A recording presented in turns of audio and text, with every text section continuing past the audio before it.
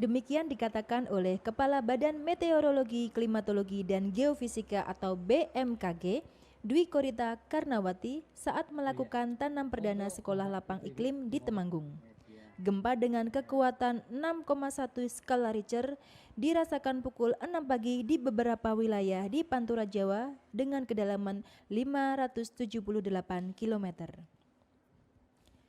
Menurut Dwi Korita, gempa yang terjadi merupakan hal yang normal. Gempa yang terjadi karena lempeng Samudra Hindia menunjam di bawah lempeng kerak benua di daerah Jawa Tengah. Ada bagian yang patah sehingga mengakibatkan gempa tepat di bawah Laut Jawa, tepatnya di daerah Jepara. Kan lempeng Samudra Hindia itu menusuk, masuk, menunjam, masuk di bawah lempeng kerak benua, yaitu khususnya di Jawa Tengah. Jadi ada tunjaman masuk, dan masuknya lempeng Samudra Hindia ini terus menembus sampai di bawah Pulau Jawa. Dan di situ saat kayak penggaris, kalau melengkung terus, lama-lama kan patah.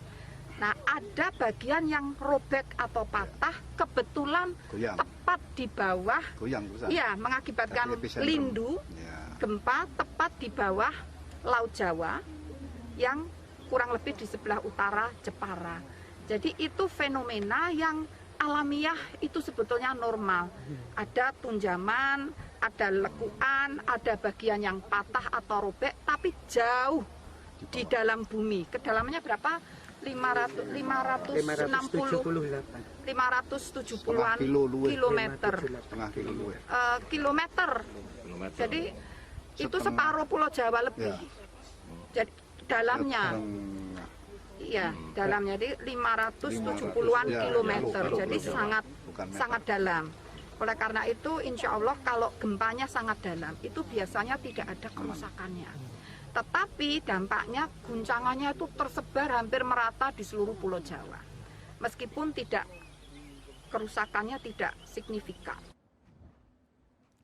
Gempa yang terjadi tidak berpotensi tsunami dan tidak menyebabkan kerusakan karena berada jauh di bawah permukaan laut.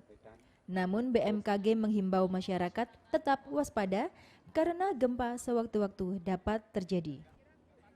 Dian Setiawan melaporkan untuk Temanggung TV. Untuk kali ini, sekolah lapang iklim diselenggarakan di Desa Kalimanggis, Kecamatan Kaloran, ditandai dengan penanaman tanaman cabai secara simbolis oleh Kepala BMKG, Sekda Temanggung, dan Kepala Dinas Pertanian dan Tanaman Pangan. Kegiatan tersebut bertujuan untuk memberikan informasi kepada petani mengenai pembacaan iklim, sehingga petani dapat meminimalisir dari kegagalan panen dan menentukan tanaman apa yang menghasilkan serta tindakan atau perlakuan apa yang harus dilakukan. Dalam kesempatan tersebut, Kepala BMKG Pusat Dwi Korita Karnawati mengatakan bahwa sekolah lapang iklim yang diadakan kali ini berbeda dengan sekolah lapang iklim sebelumnya. Jika sebelumnya hanya dilakukan sosialisasi, untuk kali ini dilakukan dengan cara extraordinary atau praktek di lapangan. Dengan harapan dapat meningkatkan produktivitas petani cabai dan harga jualnya. Ditambah oleh Kepala BMKG, cuaca yang tidak menentu, petani diharapkan mampu membaca data iklim dan musim dalam bentuk digital melalui aplikasi BMKG. Dalam fase pemulihan ekonomi ini, sekarang kan kondisi ekonomi sedang tidak menguntungkan, tentunya juga bagi para petani. Nah, harus ada program yang extraordinary, yang luar biasa, jangan hanya biasa-biasa saja. Nah, salah satu extraordinary tadi, baru kali ini kami melakukan sekolah lapang iklim yang extraordinary.